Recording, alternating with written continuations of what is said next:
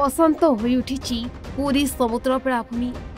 सु सु गर्जन करी माड़ी आसुछि उच्च उच्च ज्वार। एते जोरे गर्जन करुछि जे लोके समुद्र कूल को जीवाको भय करुछंती। सते जेमिति भयंकर रूप धारण करिछि समुद्र आउ गर्जन करी पाखकु माड़ी आसुछि। आज्ञा पुणी आसुछि आउ एक बड़ लघुचाप जार प्रभाव में अशांत हेलाणी समुद्र।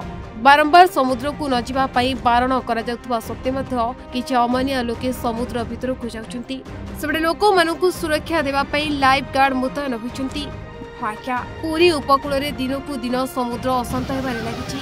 फଳରେ समुद्र जुआर पूर्व अपेक्षा बहु आगकु आसी लहड़ी भांगुछि। से पुरी बेलाभूमि हेउ कि ब्रह्मगिरी कोणार्क बा अस्तरंग सबुठी समान स्थिति देखा मिली। समुद्र बहु आगकु आसी कूल खाइबा आरंभ करिछि। मंगला मुहाण पुरी कोणार्क मेरेन रास्ता यार ज्वलंत उदाहरण होइथबा परि मनुष्यकृत विभिन्न प्रकार प्रतिकूल परिस्थिति यार प्रमुख कारण बोली परिवेशविद माने अभियोग करिसेंती। पानी को देखिए लगुच जमी आम लहड़ी अशांत भाव में आसूची पानी की जावाक भय भी लगुच लोक मैंने तथा गाधौन डर भय चढ़े पिला भी जाऊँ कि उचित नुह।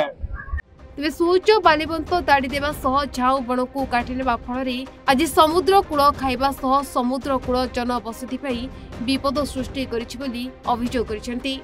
यह सतर्क घंटे होइथबा बेले बेଳ थाउ थाउ प्रशासन सावधान हेबा जरूरी होई पड़िछि। सेबडे पर्यटक माने अशांत समुद्र भितर को जीवाको भय करुछंती।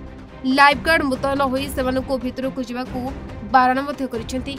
एभली स्थिति में समुद्र कूल जिओ सिंथेटिक वाल निर्माण क्षेत्र में प्रशासन और राजनेता नीरवता विपद को आहरी बढ़ाई लगी।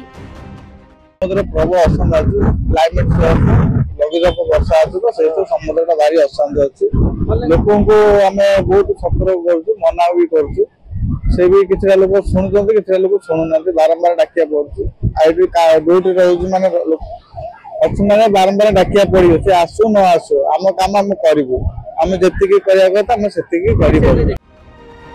पुरी शशांक शेखर महापात्र रिपोर्ट ओडिशा भास्कर।